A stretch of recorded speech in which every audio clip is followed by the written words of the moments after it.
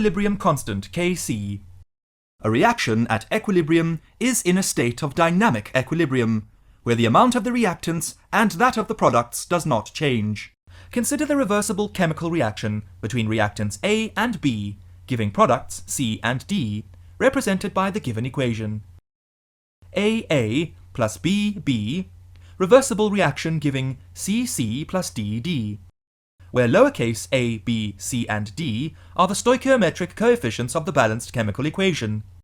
When the system is in chemical equilibrium, the amount of substance of each of the chemical species A, B, C, and D are constant.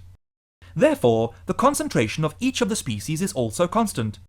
Let us denote the molar concentration, that is, mole per decimeter cube, of the reactants at equilibrium as square brackets reactants, and the molar concentration of the products at equilibrium as square brackets products.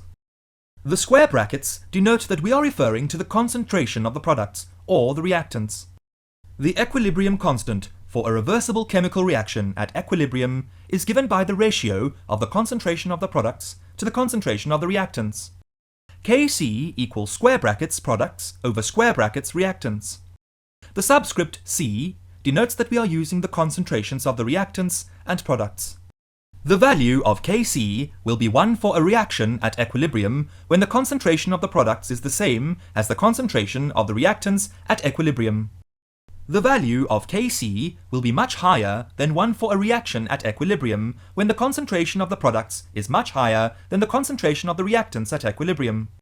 The value of Kc will be much lower than 1 for a reaction at equilibrium when the concentration of the products is much lower than the concentration of the reactants at equilibrium. Starting to feel it? Now go master it with Maski.